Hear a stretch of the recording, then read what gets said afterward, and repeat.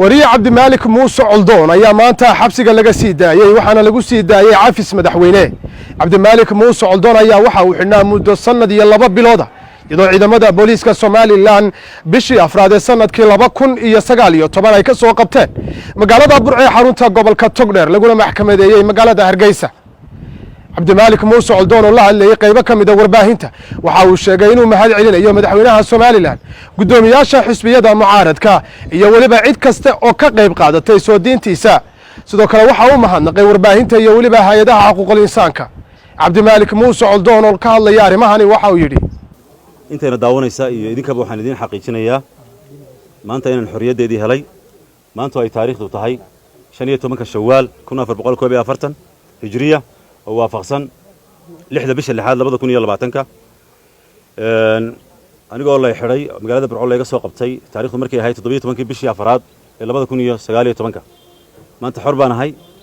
ilaahay baan u mahadnaqayaa laka alxamdu ya rabb hatta tarda walaka alxamdu idha radayt walaka alxamdu ba'da ridha ilaahay baan u mahadnaqayaa mahadnaqan la soo koobi karin waxaan idin sheegayaa haddaad isweydiinaysaan qaabkan ku soo baxay waxaan ku soo baxay cafis madaxweyne ayaan ku soo baxay halkan waxaan uga mahad celinayaa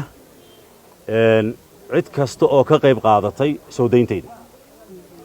ma magacaabi karayo waa badan yihiin aad bay u badan yihiin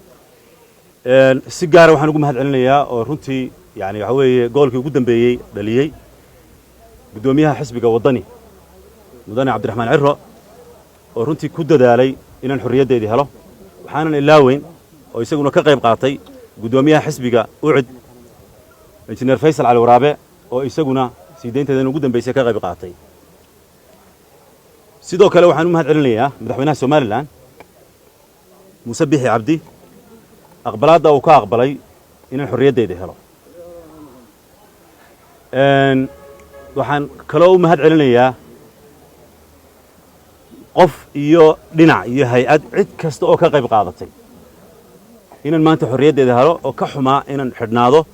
oo ducaynayay oo ku taamayay oo rajaynayay mar inaan xorriyadeeda helo waxa jira dad iyo aan la garanay oo dacalada caalamka jooga oo aan magacyadooda la aqoon oo khayr weyn rajaynayay oo garab istaag weyn muujiyay intan gudaha ku jiro ma doonayo maanta inaan hebel iraado haddaan hebel ku bilaabo hebeladu way badnaanayaan maanta waxaan doonayaa maxaa inaan inta ku soo koobo waxaan si gaar ah oo aan ilaaway oo ay tahay inaan ilaawin hooyaday oo runtii iyadu xidhnayd anigu maan xidhnayn hooyaday baa xidhnayd waxa weeye Burco ka imanaysay halkan ay igu imanaysay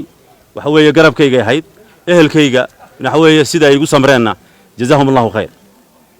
maanta anigu halkan waxa weeye hadal argosiya ama hadal maaga ka oran maayo waxa weeye maanta waxa weeye waxaan wad ogtiin yani marxaladda aynu ku jirno iyo xaaladda aynu marayno waa marxalad muxuu ahaayay ay tahay inaynu gacmaha is qabsano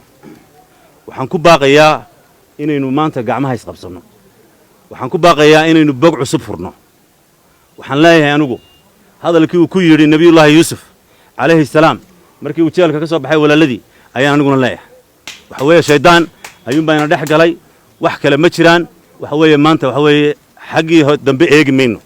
xaggii dambe waan ka nimi bal xagga hore aynu muxuu ahay u socono inagoo istoosinayna inagoo isla talinayna cabdirashiid cabdiwahaab xuseen Universal TV Hargeysa